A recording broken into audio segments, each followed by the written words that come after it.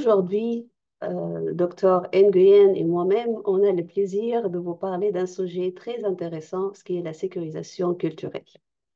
Dr. Nguyen, je vous laisse vous présenter. Bonjour tout le monde, moi c'est Minty Nguyen, je suis psychiatre au CIUS du nord de l'île de Montréal.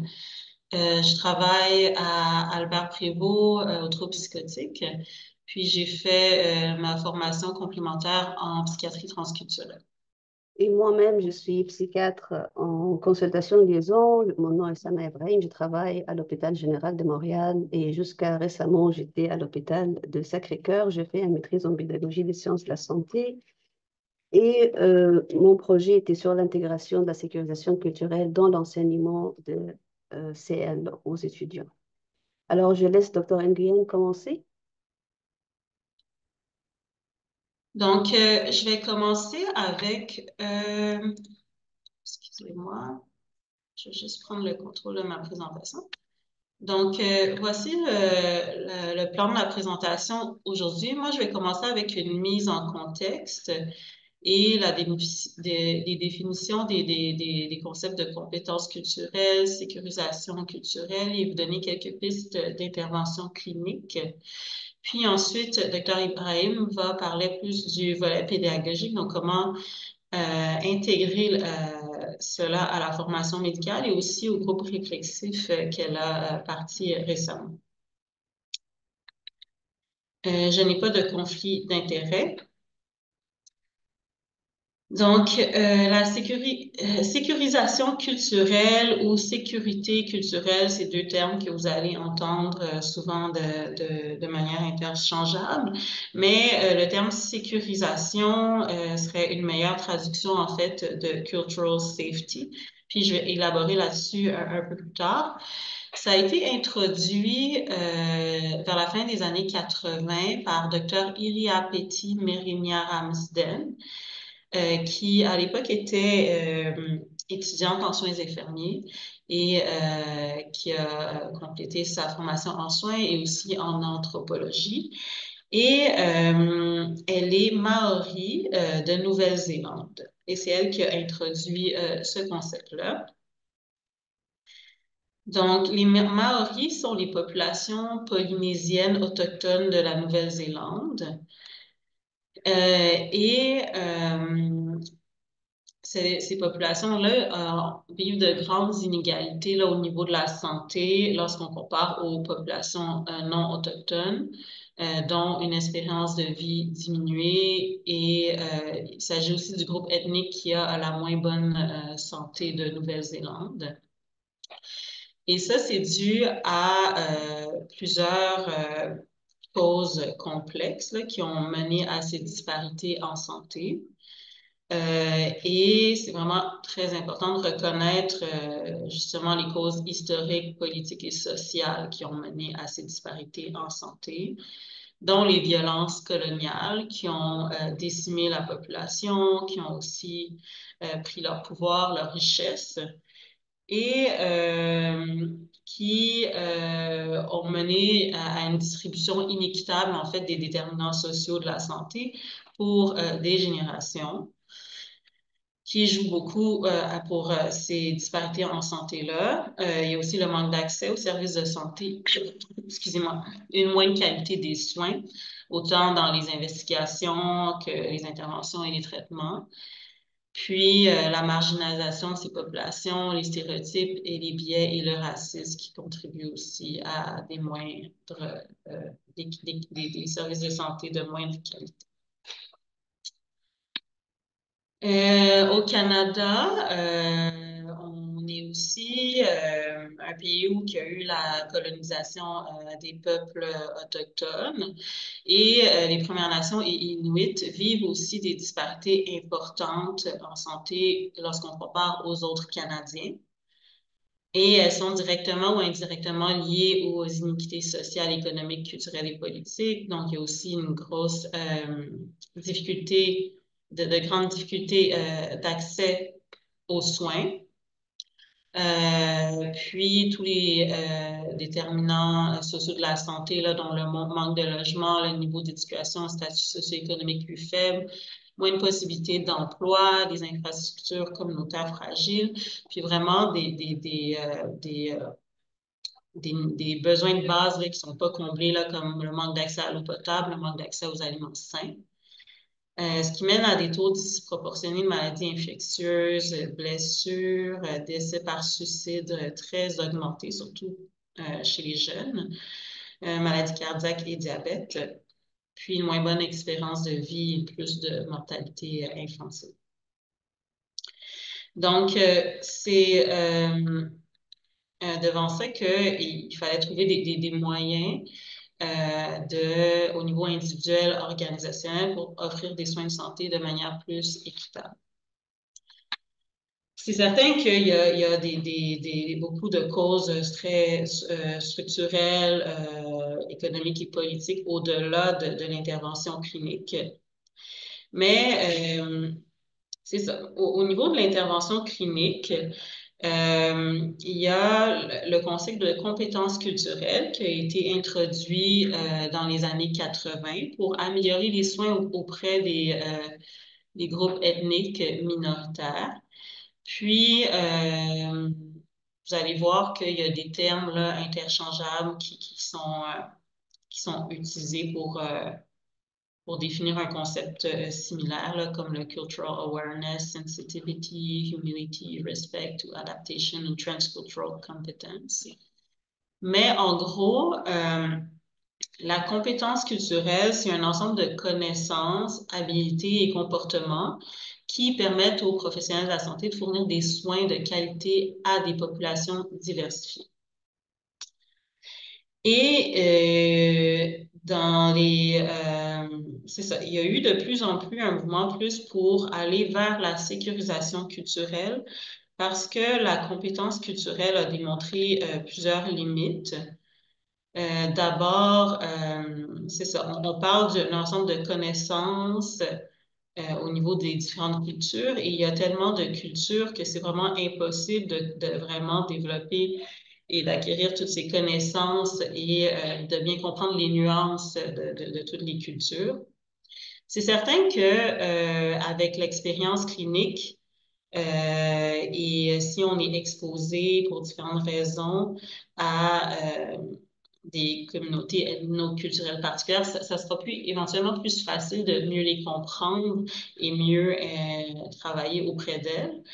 Par contre, c'est ça, l'idée de vraiment d'acquérir toutes ces connaissances-là, c'est pas réaliste. Et ça amène au risque de voir la culture de façon homogène et ça met à risque d'avoir des préjugés. Ça réduit aussi la culture simplement à l'ethnicité, puis ça enlève la dimension qui est plus individuellement vécue de la culture, parce que chaque personne ne vit pas sa culture de manière similaire. Ça entretient beaucoup aussi le eux versus nous. Donc, nous, culture d'accueil versus eux versus culture d'origine qui ne se fondent pas à la majorité. Et ça élimine la dimension culturelle, en fait, là, de nos propres soins. Parce qu'on est dans un système de santé québécois, canadien. Donc, on a une médecine nord-américaine, occidentale, qui n'est pas dénuée de culture. Et c'est ça. Le concept de compétence culturelle va voir la différence vraiment plus chez les autres et non voir ce que nous, on amène dans cette rencontre de deux cultures. Il s'agit aussi d'un processus statique qui est limité à l'acquisition de connaissances et habilités. Donc, ce n'est pas un processus qui est en développement continuel et c'est déterminé par là où le professionnel de la santé. Mais surtout, la différence entre la compétence culturelle et la sécurisation culturelle, c'est que ça ignore la dynamique de pouvoir dans la relation thérapeutique. Donc, ici, en gros, si on regarde un petit peu la dynamique de pouvoir entre le professionnel de la santé, les services sociaux et le patient, le professionnel, c'est la personne qui a les connaissances, l'expertise, a le pouvoir d'aider. Là où la patiente est la personne qui est en demande d'aide, qui est souffrant. Et nous, on a accès aux ressources, on a accès à ce qui peut aider le patient. Et on est aussi en position de déterminer ce qui est le plus souhaitable ou ce qui est mieux pour le patient. Puis on a le statut de dominant. Alors que le patient est plus dans une situation d'impuissance où il n'est pas en contrôle de la situation et de ce qui va arriver. Donc, c'est ça qui a mené au concept de sécurisation culturelle ou sécurité culturelle. Vous allez voir qu'il y a quand même plusieurs définitions qu'on retrouve là, qui varient un petit peu, mais en gros, c'est vraiment une question d'expérience du patient. Puis, c'est fondé sur un engagement respectueux qui reconnaît le déséquilibre de pouvoir inhérent au système de santé et qui vise à le contrer. Et l'objectif, c'est d'avoir un environnement qui est libre de racisme, de discrimination, dans lesquels les gens se sentent en sécurité lorsque des soins de santé leur sont prodigués. C'est un concept qui recoupe aussi beaucoup d'autres approches. L'approche sensible au traumatisme et à la violence et l'approche de réduction des méfaits. Puis, je vais juste voir les éléments importants vraiment à cette approche clinique-là. C'est que ça prend la culture au sens vraiment plus large que l'ethnicité. Donc, il y a aussi le genre, l'orientation sexuelle, la langue, la religion, puis comme je disais, aussi la culture de la médecine, des services de santé et services sociaux, puis de la psychiatrie aussi. C'est vraiment le ou la professionnelle qui est responsable de, de faire l'effort d'amener cette sécurisation culturelle-là, mais c'est là où le patient qui en est le juge, donc euh, qui détermine en fait si c'est suffisant ou non. Ça implique que, comme professionnel de la santé, comme soignant, qu'on fasse une réflexion sur notre propre culture, ce qu'on amène dans cette relation thérapeutique-là et l'impact que ça a dans cette relation et sur le patient. Puis, comme je disais, c'est vraiment un processus dynamique, d'où la traduction de cultural safety à sécurisation culturelle fait plus de sens, étant donné que c'est un processus plus actif et dynamique. Donc, c'est certain qu'il y a aussi certaines limites à la sécurisation culturelle parce que, bon, il n'y a pas vraiment de recommandations claires non plus de comment l'appliquer en contexte clinique et institutionnel. Il faut se rappeler que c'est ça, c'est vraiment au niveau individuel, mais aussi institutionnel. Et ça peut être difficile à appliquer dans notre réalité clinique, comme c'est ça, on est toujours, on fait beaucoup face à un manque de ressources.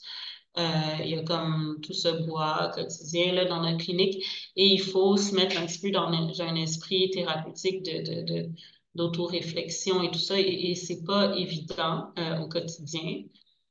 Ça peut être aussi difficile de réfléchir sur son impact sur l'autre parce qu'on est tous des soignants qui veulent bien faire pourvu de bonnes intentions.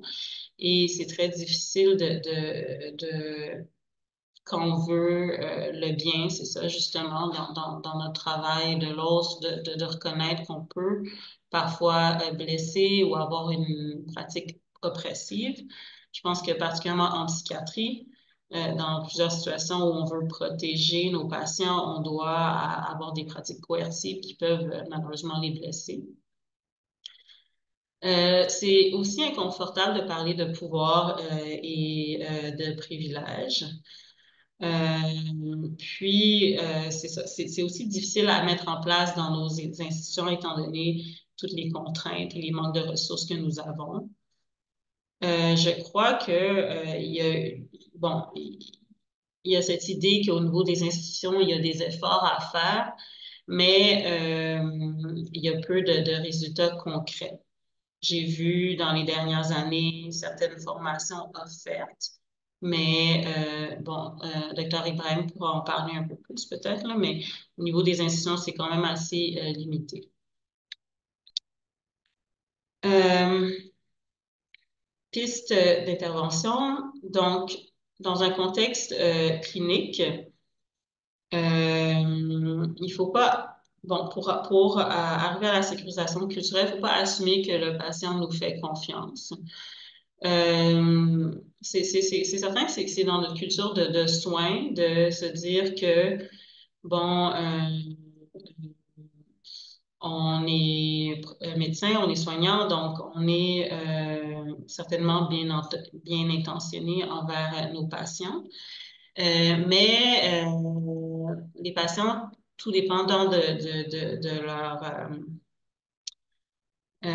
expérience antérieure avec les systèmes de soins, on ne peut pas assumer qui nous fait confiance. Donc, il faut faire un travail actif pour instaurer ce climat de confiance-là. Il faut aussi reconnaître notre position de pouvoir là, dans la relation thérapeutique, réparer les bris de communication aux besoins et de rendre les choses vraiment le plus explicites possible.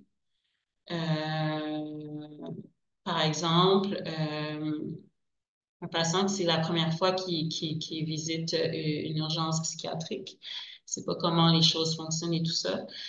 Juste expliquer pour quelles raisons, par exemple, les portes sont barrées, pourquoi est-ce qu'il doit se faire fouiller, pourquoi est-ce qu'il doit rendre ses choses personnelles à la sécurité et tout ça.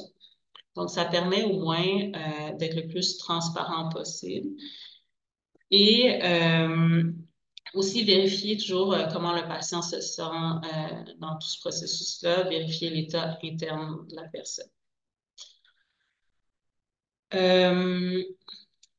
Je ne sais pas si à ce stade-ci, vous avez des commentaires ou questions. Je crois que je ne vois pas les commentaires. On n'a pas reçu de questions à date. Donc, j'ai fait un survol très rapide, là. Donc, c'est vraiment un résumé. N'hésitez pas si vous avez des commentaires ou questions ou s'il y a des choses que vous n'êtes pas d'accord. Sinon, je laisserai la parole à Dr. Ibrahim. Je vais parler de quelques concepts théoriques. Je vais parler de groupes réflexifs. Ensuite, je vais arriver à la conclusion. Avant de commencer, juste, je vous invite à mettre vos lunettes de santé publique pour parler ensemble d'un article qui est apparu dans le Lancet en 2005 qui identifie les déterminants sociaux de la santé. Donc, Sir Michael Marmot a publié cet article et puis il a identifié tous les indicateurs des déterminants sociaux de la santé. Quels sont ces déterminants sociaux? C'est les inégalités de santé d'origine sociale. Et ici, ce n'est pas l'origine ethnique, c'est le social class. C'est plus un concept économique. L'immigration d'origine ethnique per se ne fait pas partie des indicateurs des déterminants sociaux de la santé. On a les inégalités économiques, le stress, la petite enfance, l'exclusion sociale, le travail, le chômage, le soutien social, les dépendances, l'alimentation et le transport. Tous ces indicateurs-là qui vont faire en sorte qu'il y a certaines personnes, elles vont avoir des taux de mortalité ou de qualité de vie, d'espérance de vie plus faibles que les autres. Alors, la bonne question de se poser, c'est qu'est-ce que fait que dans une société, un certain groupe ethnique, les déterminants, les indicateurs de la santé sont plus faibles que d'autres? Est-ce que c'est important de parler de la sécurisation culturelle aujourd'hui? Bon, on garde encore les lunettes de santé publique dont notre SUS dessert une population immigrante avec une prévalence le plus élevée à l'île de Montréal. Alors, si on parle ici, ça c'est les données de santé publique, la Direction régionale de santé publique, le rapport de 2024, ça c'est les données de 2021. Donc ici, on a le RLS, c'est le réseau locaux de services, Ici, on a Bordeaux, Cartierville, Saint-Laurent, c'est 51% de nouveaux arrivants, des personnes qui sont nées à l'extérieur du Canada. Antique, Montréal-Nord, c'est 34%. Et Corps de l'île, c'est 23%. Alors, si on regarde sur le reste de l'île de Montréal, le maximum, c'est 51, ce qui est nous. Je dis encore nous, les Suisses du nord de l'île de Montréal. Et le plus bas, c'est 22%. Enfin, globalement, ça fait un average de 33%. Enfin, quand même, c'est important parce que, comme université, on a une responsabilité sociale de préparer les étudiants à offrir un soin euh, de qualité qui tient en compte la pratique sécuritaire et surtout l'aspect de la sécurisation culturelle. C'est duty, like, c'est un devoir de médecin de s'assurer que, voilà, on offre un service sécuritaire adapté aux besoins de la population. Alors, on enlève les lunettes de santé publique, on est maintenant dans le rôle de l'université, la pédagogie, l'enseignement. Comment on veut faire ça? On va regarder qu'est-ce que le modèle conceptuel disponible. En 2011, il y avait un revue de la littérature qui était faite en Australie, parce qu'en Australie, ils sont quand même, Australie et Nouvelle-Zélande, ils sont plus d'avance. On commence là où les anciens se sont arrêtés. Fait que là, la revue de la littérature, ça c'est en 2011, ils ont identifié 6 modèles conceptuels. Si on regarde, ça, le spectre, c'est est-ce que le modèle conceptuel, l'intervention, ça agit sur l'individu comme un intervenant ou healthcare worker ou sur les systèmes de soins. Est-ce que ça agit sur les connaissances théoriques ou c'est un processus dynamique qui fait en sorte que, voilà, c'est l'approche plus expérientielle. On va voir que parmi les approches, on a les compétences culturelles. Les compétences culturelles, Dr. Nguyen en a parlé, c'est un set d'attitudes, de comportements qui vise à diminuer, qui empêche les effets négatifs qui pourraient survenir si l'aspect culturel de la prestation de service n'a pas été pris en compte. Parmi les critiques, c'était très axé sur les connaissances individuelles des travailleurs de la santé, puis ça ne tient pas compte de la complexité de contexte culturel, dans le sens où tu ne peux pas être expert dans toutes les cultures. Et chaque réalité individuelle est différente. C'est-à-dire, même dans la même culture, chaque réalité, chaque personne est différente. On ne peut pas généraliser, ce n'est pas un set de compétences, c'est important, mais seul ne fonctionne, seul, il a sa limitation. À la réponse de cette approche, il y a aussi l'approche de sensibilisation culturelle. Ça, c'était aux États-Unis en 1960, après la législation de Civil Rights Movement. Il y avait la sensibilisation culturelle. Il y a eu aussi ces limitations parce que ça prend, comme Dr. Nguyen a expliqué, ça considère la minorité ethnique comme une entité exotique. Ça amène aussi de la polarisation, la majorité versus la minorité. Et puis, c'est très individuel, axé sur les connaissances, donc beaucoup d'importance sur la connaissance des travailleurs de la santé. À la réponse de ça, en Australie, ils ont dit, OK, ça c'est très individuel. En plus, une étude encore plus intéressante, en 2005, il y a une étude en Australie, ils ont dit on va évaluer ces ateliers-là de sensibilisation culturelle. Ça, c'est une approche plus formative. C'est de l'information, la sensibilisation culturelle. Ça, c'est des cours théoriques, juste la théorie. Ils ont amené des intervenants d'origine autochtone qui donnaient de la formation aux travailleurs de la santé d'origine non autochtone. Ils parlaient de la culture, la particularité de la culture autochtone en Australie. Ils ont passé des échelles avant le cours et après le cours. Ce qui est intéressant, une formation théorique, ça ne change rien dans les connaissances ni l'attitude des thérapeutes, des participants. Peu d'impact sur le connaissance ou l'attitude. La formation théorique seule n'est pas suffisante. Qu'est-ce qu'ils ont dit en Australie? OK, on va arrêter d'agir de façon individuelle, on va faire ça de façon systémique. On va faire de la formation plus large. Mais tu agis toujours sur les connaissances. Ce n'est pas suffisant. Ça n'a pas donné des résultats. Et de là, a émergé le concept, ça c'est le cultural security. Pour cela, on a deux concepts, cultural safety, on a traduit ça, la sécurisation culturelle, mais la cultural, pour différencier ça de cultural security, la sécurité culturelle. Et puis, on a le transcultural care, ça c'est ce qui fait dans les cliniques spécialisées, ça c'est Dr Nguyen, où il y a vraiment des approches très spécifiques, et comme Métis a bien expliqué, plus que tu connais une culture, plus que tu peux adapter tes interventions de façon spécifique dans le but d'aider le patient à avoir son identité culturelle, surtout s'il se développe dans un milieu avec une culture dominante différente. Le rôle de la clinique transculturelle spécifique, ça a aussi un rôle dans la formation continue, mais il ne faut pas oublier que le soin à long terme, c'est dans les cliniques psychiatrie générale ou chez les médecins généralistes, il faut avoir un certain set de compétences pour, même dans le contexte de follow-up ou de contexte général, le médecin sera suffisamment à l'aise d'adresser la différence culturelle. Surtout quand il y a ça peut arriver que dans le soin, il y aura des moments de tension au niveau de l'alliance. C'est important de savoir comment l'adresser pour le réparer. Cultural respect, c'est plus pour aider les minorités à développer leur propre culture. Il n'y a pas beaucoup de données sur l'impact de cette approche. Alors, la sécurisation culturelle, ça, c'est été développé par Elia Petit Ramsden. Et la définition, ça se distingue par d'autres approches, par l'autoréflexion et la continuité des processus. Je ne vais pas répéter ce que Dr Nguyen a déjà expliqué, mais je vais partir de là que dans la littérature, ils disent que l'humilité culturelle, donc là on parle de la sécurisation, ça c'est le concept, mais l'attitude, la posture, l'humilité culturelle, c'est l'avenue pour arriver à cette sécurisation culturelle.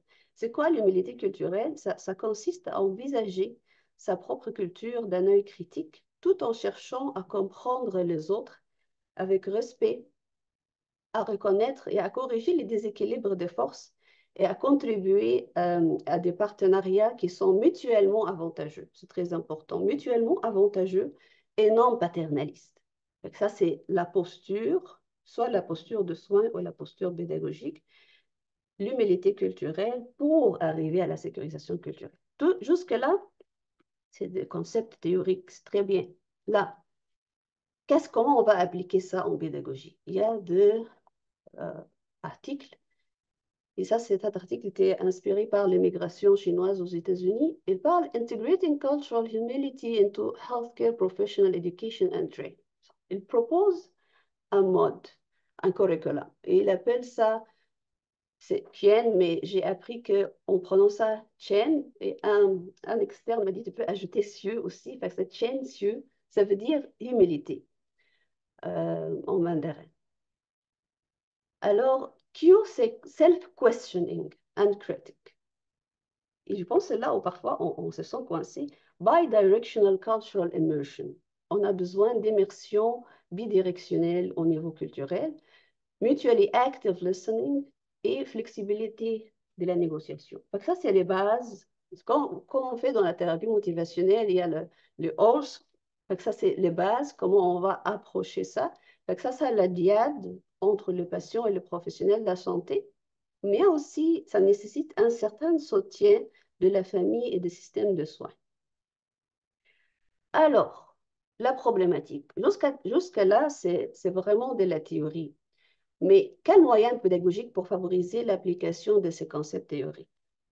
On vise ici les compétences, la communication, collaboration, promotion de la santé, mais aussi on doit tenir compte des limitations des approches étudiées déjà dans la littérature. C'est-à-dire si en Australie, Nouvelle-Zélande, qui sont déjà d'avance, ils ont trouvé que l'approche de la sensibilisation culturelle a ses limitations, on n'est pas obligé de faire exactement un peu de théorie, est intéressant, mais peut-être il faut aussi penser à aborder la question différemment.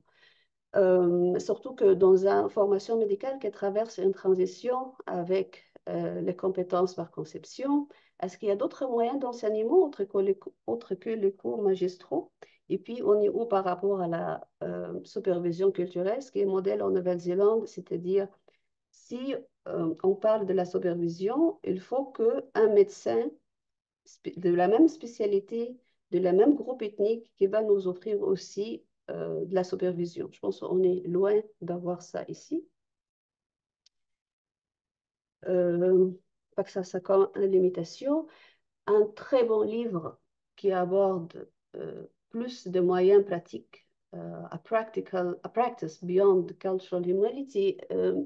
Il est inspiré de thérapie de couple et thérapie systémique et il parle de modèles Orca-Stance. Ce qui est intéressant dans ces livres, c'est plus l'apprentissage expérientiel. Il y a des vignettes cliniques et idéalement, ça doit être appliqué en groupe. C'est comme des jeux de rôle et par la suite, les participants sont invités à réfléchir, c'est le travail auto-réflexion, sur l'expérience qu'ils ont vécue pendant ces jeux de rôle. Par la suite, il y a une discussion qui lie l'approche ou l'exercice à la sécurisation, à l'humilité culturelle. C'est un moyen, ça s'est publié en 2020. Et puis, il y a des exercices, par exemple, how to address openness, how much open, à quel point tu es ouvert, le respect, la curiosité, accountability. Ça, c'est inspiré de thérapie familiale. Ça, c'est de la création. Ils ont essayé à leur façon de créer des outils pédagogiques pour adresser la question dans le domaine clinique. Je vous invite à apprécier la beauté de cette pyramide parce que ça, c'est la taxonomie de Bloom. Quand on fait des formations, il faut absolument tenir compte, surtout la formation continue. Là, il y a les domaines cognitifs. La base, c'est la théorie. Et puis, par exemple, si dans notre parcours préclinique externe pratique, ça c'est plus que tu avances, plus que tu es supposé monter dans la pyramide. Fait pour la formation continue, surtout dans un domaine nouvel comme ça, c'est très difficile de demander aux médecins de passer 14 heures à faire juste la théorie. Demander 1 heure d'un médecin, c'est beaucoup. Il faut aborder les questions théoriques de façon plus efficace, surtout que c'est des gens qui ont déjà l'expérience clinique et ils sont capables quand même de cacher les concepts théoriques rapidement, mais il faut aussi que ce soit win-win. Si on voudrait créer des formations continues qui parlent de la sécurisation culturelle, il faut que ce soit gagnant pour le médecin. Je ne veux pas demander 1 heure de temps juste pour parler de la théorie. Surtout que les études ont démontré que la théorie seule n'est pas suffisante. Enfin, on a pensé comment on peut aborder ça. Et il y a eu le projet Connexité. Ça, c'est un groupe réflexif de style Palem parce qu'on voudrait avoir l'approche expérientielle. Un grand remerciement à Madame Christine Jean, la directrice de Centre Waban et le CEPAS, qui nous a donné le financement pour avoir bâtir ce projet, concevoir ce projet pédagogique. Le nom est inspiré de la neuroscience. Connexité, c'est la plasticité, quand ça s'exprime par la capacité du cerveau de créer, de faire, de réorganiser le réseau de neurones et les connexions de ces neurones. Il s'agit de mécanismes par lesquels le cerveau est capable de se modifier lors des processus de neurogénèse. C'est sûr que ça prend une certaine flexibilité, puis il y a toujours la place pour la créativité. On a bâti ce projet avec le centre Waban, c'est le centre de désintoxication, et l'approche spirituelle autochtone est intégrée dans la thérapie. Et c'est un projet qu'on a accrédité catégorie B. On a fait ça pour le SUS. Votre comité de DPC est très créatif. Chaque heure de travail réflexif est accréditée pour 1 heure de formation continue catégorie B. Alors, l'idéal, dans un groupe talent, on doit amener des histoires des cas des patients. Le défi, que parfois, il y a certains collègues qui disaient, bon, ici, au SUS de Nord, on ne le voit pas tant que ça. Et surtout, c'est sûr que maintenant, au MGH, j'ai quand même des patients, je les vois plus souvent parce qu'il y a un certain corridor de service. Excusez-moi. On a dit, on va faire l'exposition progressive. Il y a déjà des matériels, des vidéos qui contiennent des récits de vie de peuples autochtones qui étaient conçus avec l'aide de bureaux de responsabilité sociale. C'était au centre Waban. Et puis, parmi ces vidéos aussi, il y a l'intervenant spirituel, qui est Marcel Petitcoué. Il a aussi publié ce livre, J'y reviens, qui parle de son expérience de pensionnat. Il était l'intervenant spirituel de Centre Waban. Maintenant, il fait partie des aînés. Il ne travaille pas comme intervenant. Il y a d'autres personnes qui font le travail au centre Waban, mais quand même, c'est très riche. Le livre est très riche. Il parle comment il a réussi à surmonter le traumatisme des pensionnats. Les vidéos contiennent de récits de vie, comment les gens ont vécu l'expérience des pensionnats. Et puis, il y a une vidéo très intéressante qui parle de la spiritualité autochtone. C'est une communauté atékamique. Alors, pour accréditer une formation catégorie B, il faut savoir comment on va évaluer les connaissances. On s'est basé sur la formulation biopsychosociale. Il y a des études aussi pour le travail réflexif, comment on peut l'évaluer. Les indicateurs qu'on a choisis pour ce projet, c'est à quel point plus que tu avances dans la réflexion, plus que tu es capable de voir les forces, les points de la résilience. Je sais dans la formulation que tu as facteur de protection. Enfin, plus qu'on avance dans la réflexion, plus qu'on a de l'empathie pour une personne qui est différente de nous, qu'on est capable de voir ses forces et les facteurs qui pourraient amener à construire la résilience. Ça, c'est comment la formulation, ça va se développer au fur et à mesure de groupes réflexifs. Et aussi, parmi les indicateurs, est-ce que le médecin est capable de se sentir plus à l'aise? Le fait que tu te sens plus à l'aise, c'est-à-dire que tu as déjà acquérir une certaine connaissance. Ça, c'est dans les grilles de l'évaluation de travail réflexif. Et c'est sûr que c'est plus riche lorsque Madame Jean a participé dans notre groupe. Là, vraiment, elle a amené beaucoup d'insights. Ça devient plus riche et l'interaction est devenue plus euh, intéressant parce qu'il y a vraiment cet échange bidirectionnel. Alors, Euh, pour ceux qui sont intéressés, il y a des webinaires gratuits qui abordent la sécurisation culturelle chez la population autochtone. Ça, c'est le British Columbia euh, Joint Collaborative Committee. C'est des webinaires en ligne, c'est gratuit. Il y a aussi le site Medical Council, le Conseil médical de la Nouvelle-Zélande, ce qui était très intéressant. J'ai amené juste un échantillon, mais ils ont des indicateurs mesurables. Et puis, j'ai pris une qui parle de l'éducation. L'indicateur, est-ce que l'éducation médicale soutient le médecin à arriver à la sécurisation ou à une pratique culturellement sécuritaire? Et comment on va mesurer ça? On va voir les curriculums. Les data sources, c'est le curriculum ou avec des discussions de groupes réflexifs. Ça, c'est des indicateurs.